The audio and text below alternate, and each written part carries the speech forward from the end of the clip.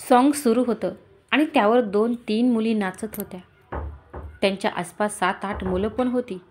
उगीच त्यांना टच करत फिरकत होती. त्यांच्या मऊ हावभाव तो नशा स्पष्ट दिसत होती. तो खूप मोठा हॉल होता आणि सध्या ती रंगबिरंगी लाईट्सच्या गाण्याच्या तालावर सुरू बंद होत्या. तिथल्याच एका काउंटरवर अविनाश आणि राहुल हातात ड्रिंक घेऊन बसली होती. ते दोघे पण त्या लोकांना एन्जॉय करताना बघत होते. तेवढ्यात आदित्य, जो आत्तापर्यंत नाचत होता, तो त्यांच्या जवळ आला. हे अविनाश, तुझी पार्टी आहे आणि तूच असं बसला आहेस. यार, एन्जॉय कर. पुन्हा असली मजा नाही भेटणार. It is your bachelor party. यार आदित्य तिथलीच ड्रिंक घेऊन पीत बोलला. तुझा बघ, ती ब्लॅक ड्रेसवाली सारखी सारखी तुझ्याकडे बघते. मी करतो एन्जॉय माझ्या पद्धतीने. अविनाश हातातला ग्लास वर करत बोलला. यार, कसली सॉलिड आयटम शोधली आहेस. मी जातोच. आदित्य स्टेजवर नाचत आहे का सुंदर मुलीकडे बघत बोलला आणि लगेच पळाला. अविनाश, माय डिअर ब्रदर, तू बरोबर बोलतोय. एन्जॉय कर, कारण मौसम है मस्ताना, बायको नसताना. राहुल डोळे मिचकावत बोलला. But I have my wife. Avinash हळूच गालात हसत बोलला. हो, पण सध्या ती इथे नाही आहे ना, म्हणून एन्जॉय करून घे. ज्या दिवशी ती खरोखर तुझी वाईफ बनवून तुझ्यासोबत राहील, त्या दिवशी हे सगळं फक्त स्वप्नात होऊन जाईल. राहुल बोलला. तोच दिवस पाहण्यासाठी तर मी मरतोय. अविनाश मनापासून हसत बोलला. तू तर खरंच वेडा झाला आहेस. आदित्य मान हलवत बोलला आणि त्याच वेळी अविनाशचा फोन वाजला. त्याने खिशातून फोन काढला आणि पाहिलं. जान कॉलिंग. त्याच्या होठांवर हसू आणखी वाढलं. 100 वर्ष आयुष्य आहे हिला. राहुल त्याच्या स्क्रीनवर नाव पाहून हसत बोलला. अविनाशने फोन रिसीव्ह केला. हॅलो अविनाश. पलीकडून तिचा थोडा गोंधळलेला आवाज झाला. से तो काय करत आहात, तिने विचारलं. स्वीट हार्ट, थोड्याच वेळापूर्वी सुद्धा तू फोन करून हेच विचारत होती. मी अजूनही ड्रिंक करत आहे. आन्सर इज सेम, तो बोलला. जास्त नका घेऊ, ती विनवणी करत बोलली. डोंट वरी, जितकी माझी कॅपॅसिटी आहे तितकंच घेईन, तो थोडा हसत बोलला. ओके, आणखी काय. ती काही नाही. तुला काही बोलायचं आहे का. तो नाही, मी ठेवते. तुमचं झालं की मला फोन करा, ती बोलली आणि फोन कट झाला. अविनाशने मान हलवत फोन पुन्हा खिशात ठेवला. आत्तापासूनच फोनवर विचारते काय करतो म्हणून. पुढे जाऊन बघ कसं तुझं सगळं बंद करते ते, राहुल त्याला चिडवत बोलला. राहुल, तुझं पण लग्न झालंय ना, मग रियाने तुला पार्टीसाठी कसं सोडलं. अविनाशने ड्रिंक पीत विचारलं. अरे बाबा, धमकी देऊन सोडला आहे. चुकून जरी मी कुठल्या मुलीला हात जरा लावला तर ती मला लाथाबुक्क्यांनी मारणार आहे. राहुल दुःखी चेहरा करत बोलला. That's seriously interesting. अविनाश हसत बोलला. हस हस, पाहिजे तेवढं हसून घे. एकदा जुई येऊ दे तुझ्यासोबत, मग बघ ती तुला किती साऱ्या धमक्या देते, तेव्हा मी पण तुझ्यावर असंच हसेल. राहुल बोलला. माझ्यासोबत साधं काही बोलताना पण गडबडते ती, मला धमकी कुठून देणार. अविनाश बोलला. ते अगोदर तसंच वाटतं सगळ्यांना. माझी गर्लफ्रेंड म्हणजे अँगल, पण जसजसा दिवस जातात तसतशा या लेडीज डायन बनतात, त्यांचा खरा रंग दाखवतात. राहुल बोलला. शटअप राहुल, माझी जुई माझ्यासाठी कायम अँगल राहील. अविनाश बोलला आणि त्याच वेळी त्याचा फोन वाजला. त्याने हातातला ग्लास खाली ठेवला आणि पुन्हा फोन काढून पाहिलं. जान कॉलिंग. हे बघून राहुल जास्तच हसू लागला. अविनाशने रागात त्याच्याकडे पाहिलं तसं तो शांत झाला. मग अविनाशने फोन रिसीव्ह केला. हॅलो अविनाश. हाय. पलीकडून तिचा आवडलेला आवाज आला. नाव वॉट, आणि विचारलं. तुम्ही जेवलात का, ते विचारायचं राहिलं होतं. तिचा आवाज आला. नाही अजून, तो बोलला. अच्छा, मग जेवून घ्या, ती बोलली. जान, tell me one thing, do you feel insecure. त्याने डायरेक्ट मुद्द्यालाच हात घातला. तशी ती गडबडली. नाही, मी काय इन्सिक्युअर फील करेल? तुम्ही काही पण बोलता. ते खोटं खोटं हसत बोलली. मग सारखं सारखं फोन करून का विचारते? पार्टी सुरू होऊन 1 तास पण झाला नाही आणि हा तुझा 3रा कॉल आहे. तो शांतपणे बोलला. राहुल त्याचं बोलणं ऐकून गालात हसत होता. ते मी काही नाही, असंच आठवण येत होती. शब्द जुळवत बोलली. फाईन जॅन, लिसन, मी पार्टीमध्ये काही मुली बोलवल्या आहेत. बिकॉज माझ्या कॉलेज फ्रेंड अशीच पार्टी हवी होती. Are tippers, do you know meaning of strippers? आणि विचारलं. पण त्याचे शब्द ऐकून ऑलरेडी तिच्या डोळ्यात रागाने पाणी आले. बायको असताना हे लोक अशी पार्टी कशी करू शकतात? ते मुलींना बोलावून देखील खूप वाईट वाटत होतं. जुई, आर यू डिअर? ती शांत आहे बघून त्याने विचारलं. तिने होकार दिला. ट्रस्ट मी जान, ज्या दिवशी मी तुला लाईक करू लागलो, तुझ्या प्रेमात पडलो, त्या दिवसापासून मी कुठल्याच मुलीला टच केला नाही आणि करणार पण नाही. काही प्रॉमिस ही पार्टी फक्त बाकीच्या लोकांसाठी आहे, अविनाश बोलला. तिने समाधानाने डोळे मिटले. का कोणच ठाऊक, त्याच्या शब्दावर तिला कधीच शंका येत नव्हती. तो जो बोलत होता ते करतो हे आजपर्यंत त्यांनी सिद्ध केलं होतं आणि यात तर त्याचं प्रेम होतं. सॉरी, ती डोळ्यांच्या कडा पुसत बोलली. याने कोणी जासूस तर ठेवला नाही? काहीच हालचाल न करता याला कसं कळतं मी रडते? नाही, जास्त ठेवला असता तर कल्याणी आंटीबद्दल पण कळलं असतं. तिने नकारार्थी मान हलवली तर तिच्या कानावर आवाज झाला. जान, जस्ट पार्टी झाल्यानंतर मी मेसेज करतो. जर जागी असेल तर रिप्लाय कर. आपण व्हिडिओ चॅट करू, तो बोलला. ओके, बाय, टेक केअर, ती बोलली. लव्ह यू, तो बोलला आणि फोन कट केला. त्यांनी शेजारी पाहिलं. राहुल गालात हसत होता. हे अविनाश, भावेशच्या समोर टेबलावर ड्रिंक घेत बोलला. डान्स केल्यामुळे त्याचा श्वास फुलला होता. Yes, he is right. मी माझ्या पार्टीमध्ये सुद्धा या मुलींनाच बोलावतो. जाम भारी आहेत. केतन त्या मुलींकडे कटाक्ष टाकत हसत बोलला. हे केतन, तू पण लग्न करतोय? भावेशने विचारलं. हा, सगळ्यांची झाली. हा अविनाश पण करतोय. मग मी का मागे हटू? केतन अविनाशकडे बघून डोळे मारत बोलला. अविनाश लगेच हसला. मग मुलगी बघितली का? गुजराती आहे का? त्याने विचारलं. अरे, मुलगी पाहिली आहे.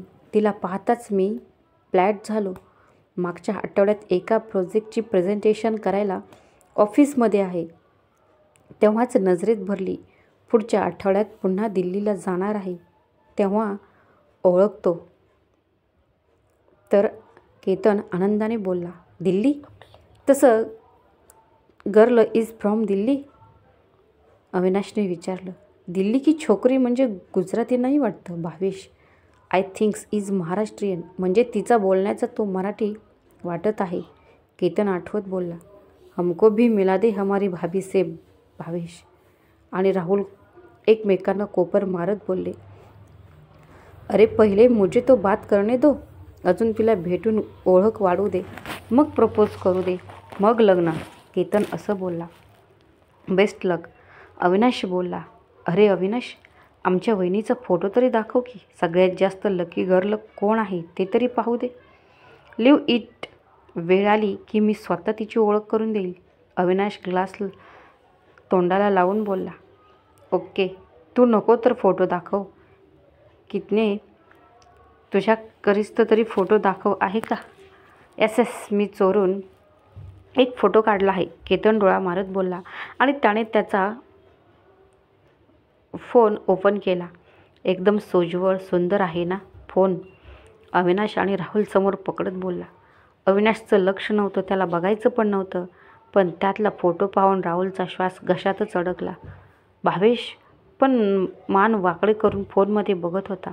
वाव, किती सुंदर आहे. गुजराती मुलांनी महाराष्ट्राची मुलगी पसंत केली. भावेश फोटो बघून हसत म्हणाला. पण अविनाशने अजूनही फोनमध्ये पाहिले नाही. ते पाहून राहुलने लगेच अविनाशचा हात पकडला आणि त्याला बाजूला घेऊन जाऊ लागला. नाव काय आहे? बरोबर त्याच वेळी प्रश्न जुई केतन एकदम व्हॉईसमध्ये बोलला आणि अविनाश जागेवरच थांबला आणि राहुलच्या हातातून हात सोडवला आणि केतनच्या फोनमध्ये पाहिलं. आत्ता मात्र त्याच्या चेहऱ्यावरचे एक्सप्रेशन बदललं होतं. कारण फोटोमध्ये फिक्कट गुलाबी पंजाबी ड्रेस घालून जुई खुर्चीवर बसलेली दिसत होती. तिचं लक्ष दुसरीकडे असताना काढलेला फोटो होता. अविनाशच्या डोळ्यात राग आला, पण त्याच वेळी राहुल त्याचा एक हात घेत त्याला शांत राहायचा इशारा केला. पण त्याचा राग बोलण्यातून व्यक्त झाला नाही तरी मनात मात्र. आणि त्याच रागात त्याच्या हातातला ग्लास कचकन हातातच दाबला गेला. त्यामुळे तो फुटला आणि त्याच्या हातात काचा घुसल्या. त्या आवाजाने सगळे त्याच्या हाताकडे पाहिले. Avinash, are you okay? सगळे एकदम ओरडले. Yeah, it's fine, don't worry. Class watch of bad quality. मी जस्ट बँडेज करून आलो आणि लगेच तिथून दुसऱ्या रूममध्ये निघून गेला. राहुल पण लगेच त्याच्या पाठोपाठ गेला. अविनाश यार, कधीतरी रागावर कंट्रोल करत जा. मग आता तुझाच हात दुखावला. राहुल अविनाशच्या हातावरच्या काचा काढत बोलला. पण अविनाश मात्र शांत होता. त्याच्या मनात राग होता आणि ते राहुलला सुद्धा माहिती होतं. अरे बाबा, तुला दुखत नाही का? राहुलने विचारलं. कारण हातात खोल गेलेली काच काढली तरी अविनाश तोंडातून आवाज काढला नव्हता. राहुल ने मान हलवली, नकारार्थी मान हलवली आणि त्याच्या जखमेवर बँडेज केलं.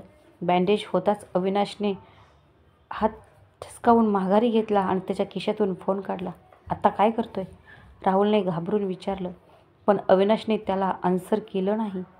हॅलो, लिसन. आता आतमध्ये माझा केतन नावाचा एक फ्रेंड आहे. त्याचा फोन डिस्टरी करा, पण त्याला अगोदर त्यातल्या फोटोचा डेटा मला सेंड करा. Do it fast. And one mower thing, त्याला हे फोन याची काळजी घ्या.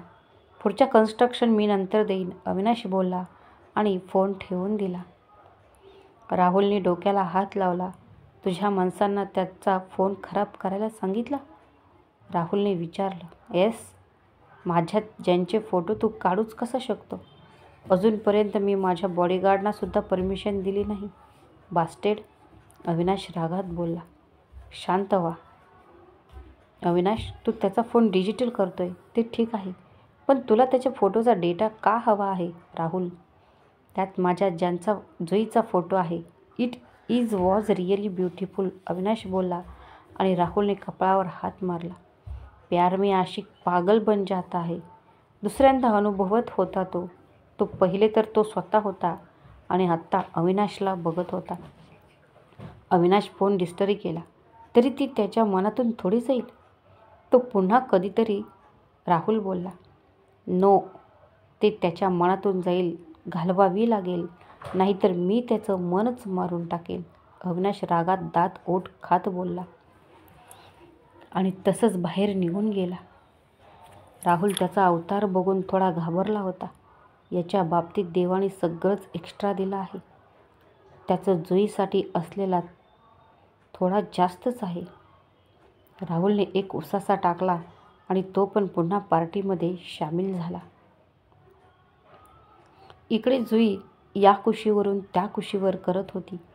तिला झोप लागत नव्हती. थोड्या वेळापूर्वी बघण्यास सोबत बोलल्यावरती तिची अस्वस्थता कमी झाली. त्याच्यावरचा ट्रस्ट पण वाढला होता. पण तरीही तो आज पिणार होता, तेही पार्टी टाईप. म्हणून तो घरी जाईपर्यंत तिला काळजी लागली होती. कधी एकदा तो घरी जातोय आणि आपल्याला मेसेज करतोय असं झालेलं. ते सारखं घड्याळात बघत होती. आज तर त्याची डायरी वाचायची पण इच्छा होत नव्हती. त्या डायरीतून तिला काही माहिती नक्कीच मिळाली होती, पण अजूनही पूर्ण सत्य नव्हतं कळलं. ती बेडवरून उठली आणि खिडकीत जाऊन उभी राहिली. समोर चंद्र दिसत होता. रोजच्यापेक्षा थोडा मोठा होता. 2 दिवसांपूर्वीच पौर्णिमा होऊन गेली होती, त्यामुळे अजूनही त्याची चकाकी उठून दिसत होती. त्याला पाहून तिला उद्याच्या दिवसाचं करवा चौथ आठवलं. आजच्या तिच्या ऑफिसमध्ये याबद्दल चर्चा सुरू होती. बहुतेक सगळे विवाहित महिला हे व्यक्त करणार होते. आपल्या पतीच्या दीर्घ आयुष्यासाठी हे व्रत केलं जातं असं तिने ऐकलं होतं. वटपौर्णिमा तर तिची चुकली होती, पण आत्ता किमान आपण हे व्रत तरी करावं अशी तिची इच्छा होती. म्हणून त्यांनी आज कल्याणीच्या नकळत तिच्या मागे लागून तिच्यासाठी सरकी बनवून घेतली होती. जुई पहाटे सूर्य उगवण्याच्या अगोदर उठायची होती. कल्याणीला तिला विचारलं तेव्हा तिने असंच खोटं कारण सांगितलं होतं की तिला रात्रभर काम आहे म्हणून. पहाटे भूक लागेल तर काहीतरी खाता येईल म्हणून. तिला हे सगळं चोरून करायचं नव्हतं, उघड उघड करायचं होतं, पण सध्या ते शक्य नव्हतं. तिने समोरच्या चंद्राला मनातच अविनाशसाठी प्रार्थना केली आणि त्याचवेळी तिचा फोन वाजला. तिचा चेहरा लगेच उजळला कारण फोन अविनाशचा होता. तिने तो रिसीव्ह केला. हॅलो सर, तुम्ही घरी पोचला? तिने आनंदाने विचारलं. My stupid lovely wife, call me Avinash. I am the boss for all but for you I am your. त्याचा आवाज आला. थोडी गडबडली. घरी पोचला? तिने शांतीने विचारलं. Yeah, I am at home minister bedroom. तो अवर या शब्दावर जोर देत बोलला आणि त्याच्या तोंडातून आपली बेडरूम ऐकून तिच्या गालावर लाली झाली. उर्वरित भाग लवकरच. श्री स्वामी समर्थ. धन्यवाद.